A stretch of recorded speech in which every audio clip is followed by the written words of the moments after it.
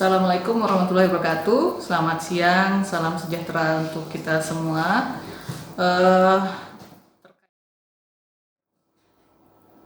Endapan Grayson merupakan endapan pertemuan antara batuan beku dengan batuan sedimen. Berarti ada intrusi batuan beku yang mengenai batuan sedimen sehingga ada kontak dan menyebabkan terbentuknya mineralisasi dan pengkayaannya khusus di batuan sedimennya.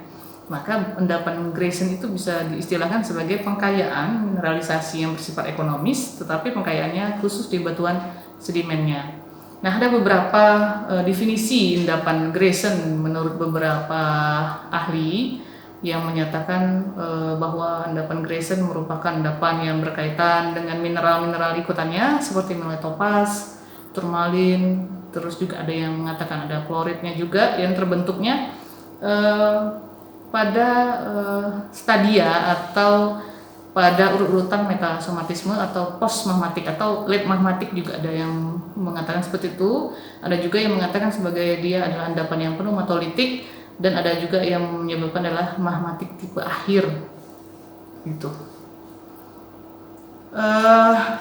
Unsur-unsur yang terkait dengan batuan pengkayaannya di batuan sedimen kadang-kadang bentukannya adalah berupa urat kuarsa yang tidak hanya terisi oleh mineral kasiterit saja, tapi ada beberapa mineral-mineral lain yang juga sebagai mineral ikutan dan sekaligus mineral yang menjadi ciri khas dari endapan Grayson ini. Nah, di slide yang berikut ini adalah gambar. Sebenarnya ini gambar yang dimodifikasi oleh Pak Sujitno Sitojo yang mengatakan bahwa proses dari endapan yang primer sampai ke laut atau endapan yang sudah tersebar atau bagian dari endapan yang sekunder itu urutannya sebagai berikut ya. Dilihat dari gambar bahwa endapan yang pertama itu adalah endapan Graysonnya sendiri yang masih in situ, yang belum terombakan, yang masih bentuknya dekat dengan sumber. Kemudian dia akan mengalami proses pelapukan yang kemudian dia akan terbawa atau tertransport menuju tempat-tempat yang lebih rendah. Nah, tempat yang lebih rendah itu bisa di cekungan sungai dan akan berakhir di pantai dan sampai ke laut.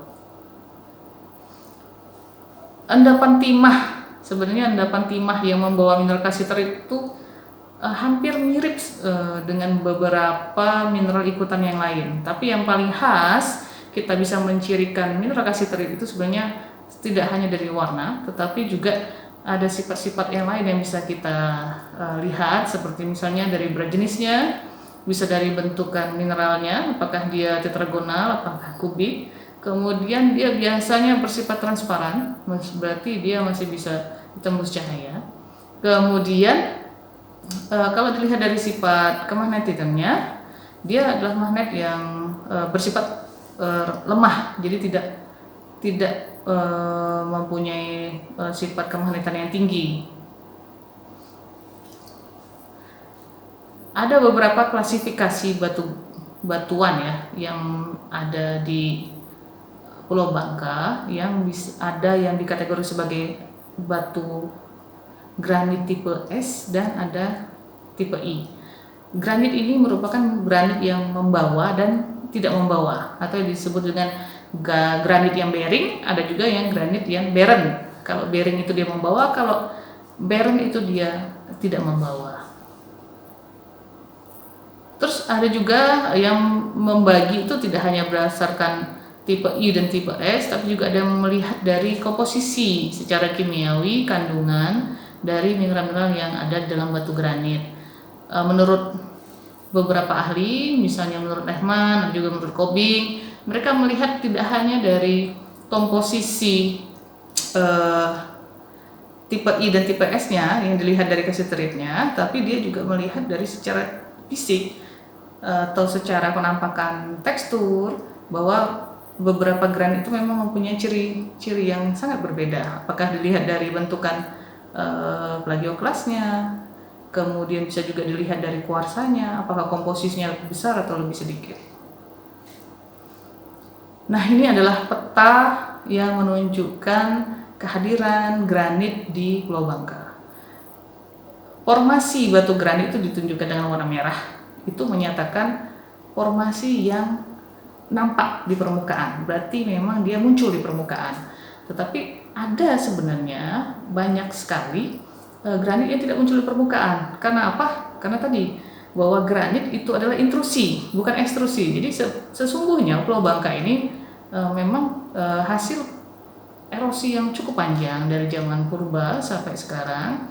Dia sudah mengalami proses erosi selama jutaan tahun, menyebabkan yang awalnya granit itu tertimbun di dalam itu tersingkap, sehingga membentuklah spot-spot seperti ini.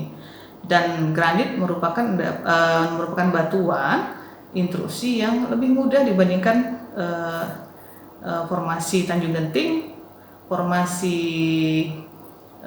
Malihan Pemali, ya. Kemudian dia lebih tua dibandingkan dengan formasi Ranggam dan Luvial. Berdasarkan kandungan mineralomefiknya, granit di Pulau Bangka itu ada beberapa jenis. Yang pertama itu ada granit biotit yang mayoritas kandungan mineralnya adalah biotit selain kuarsa dan plagioklas. Kemudian ada yang biotit, terus ada juga sisipan dan aksesoris lainnya adalah hornblende. Dan ada juga yang menarik yang lebih dikenal dengan granit tumika atau granit biotit muskopit. Jadi tumika itu adalah dua mineral mika yang memperkaya batuan granit yang ada di Pulau Bangka.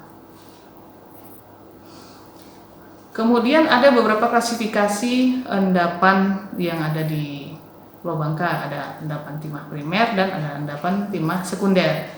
Nah, kalau untuk endapan timah primer, kita tahu bahwa dia masih in situ, masih belum mengalami proses erosi. Sedangkan yang sekunder sudah mengalami erosi dan tertransport lebih jauh daripada endapan in situnya atau endapan yang masih belum terlakukan. Nah, ini adalah semacam gambaran atau simulasi bahwa granit yang ada di permukaan itu transportnya setelah dia mengalami pelapukan itu memang sampai jauh di bawah permukaan laut, bahkan bisa mencapai lebih dari 50 meter. Sehingga memang proses penambangan atau kejadian penambangan yang ada di Pulau Bangka itu relatif dari darat sampai ke laut itu bersifat ekonomis dan potensial sekali untuk terdapat endapan yang sekunder. Makanya fenomena penambangan timah di Pulau Bangka itu tidak hanya merusak dari sisi alam yang ada di daratan, tapi juga sampai ke lautan. Tipe endapan granit yang Grayson sebenarnya hanya salah satu dari pembawa mineral timah. Kalau menurut beberapa ahli, tipe endapan yang bisa membawa timah itu tidak hanya Grayson, tapi ada beberapa tipe-tipe lainnya. Cuma yang paling dominan di Pulau Bangka adalah yang modelnya adalah Grayson. Yang mana intrusi batuan granit membawa mineral ekonomis, kemudian menerobos batuan sedimen sehingga batuan sedimennya terisi oleh urat-urat yang berisikan mineral ekonomis tersebut. Berikut adalah beberapa teori terkait dengan pembentukan timah primer yang sebelumnya sudah saya ceritakan bahwa ada fase pneumatolitik, kemudian ada fase pneumatolitik dan hidrotermal tinggi.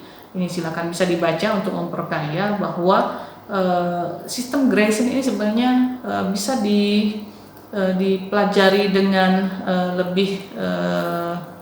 lebih sistematis dan lebih praktis lagi bila mana melihat beberapa kejadian yang ada di lokasi langsung, misalnya di beberapa penambangan atau lokasi penambangan, dan bisa di beberapa singkapan-singkapan batuan yang kontak antara batuan bekunya, granit sendiri, dengan batuan sedimen yang rata-rata merupakan endapan Tanjung Genting. Kemudian ada beberapa fenomena sebenarnya yang lebih bisa diperhatikan antara hubungan endapan Grayson tersebut dengan yang ada di Pulau Bangka, terutama mengandung kasiterit. Kita bisa melihat beberapa penelitian yang sudah dilakukan oleh dosen-dosen di jurusan pertambangan terkait dengan keterkaitan atau mineral penyerta, tidak hanya kasiterit yang terkandung, tapi sebenarnya penciri mineral lainnya juga ada, termasuk juga mineral tanah jarang ya yang bisa kita jumpai sebagai mineral ikutan kasiterit. Di beberapa slide yang terakhir ini itu adalah gambaran terkait fenomena yang ada di Pulau Bangka. Nah, hasil penelitian kami ada beberapa lokasi yang bisa kami tunjukkan sebagai tempat di mana kita bisa sebenarnya mengeksplor atau belajar lebih dalam lagi bagaimana sih endapan Grayson itu sebenarnya di lapangan. Nah, contohnya di Bukit Monyet, ya, kita bisa melihat bahwa ada intrusi yang sepertinya itu mengikuti arah pelapisan atau disebut dengan seal, ya, bentukannya intrusinya jenisnya seal, cuma karena proses tektonik yang panjang dan beberapa kali proses pengangkatan, perlipatan, sehingga bentukan sealnya hampir tegak lurus dengan dinding dari Bukit Monyet ini. Kalau sekarang dikenal dengan Bukit Angsa Mas, ya, yang merupakan tempat destinasi wisata yang ada di Tanjung Gunung, Bangka Tengah. Nah, di situ juga ada urat-uratnya di Bukit Monyet itu ada beberapa urat yang terisi oleh mineralisasi dan ada beberapa urat yang justru terisi oleh mineral-mineral kasiterit dan ikutannya. Terus gambar yang kedua merupakan urat pembawa timah. Ini foto yang saya ambil di lokasi salah satu tambang di daerah Bangka Selatan. Bila dilapuk, ternyata uratnya itu tetap posisinya berada di dalam batuan, cuma dia sudah agak samar untuk kita bisa melihat kemenerusannya, atau karena dia terpotong oleh erosi atau proses penambangan yang dilakukan oleh masyarakat. Sedangkan gambar yang ketiga, ini saya ambil di Bukit Sambunggiri. Nah, Bukit Sambunggiri ini punya dua jenis urat.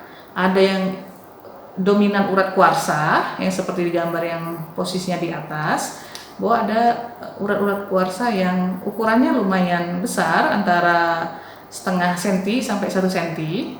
Itu rata-rata tidak terisi oleh mineral kasiterit, tetapi untuk gambar yang di bawahnya, yang uratnya berupa urat polimetalik atau urat yang terisi oleh mineral-mineral berwarna gelap, nah itu biasanya justru malah membawa timah, sehingga masyarakat yang menambang atau membuat penambangan dengan menggali Bukit Sambunggiri itu, dia mengejar atau mencari atau mengambil urat-urat yang polimetalik, sehingga model penambangannya adalah membentuk semacam gua-gua. Mungkin itu saja yang dapat saya sampaikan. Terima kasih. Wassalamualaikum warahmatullahi wabarakatuh.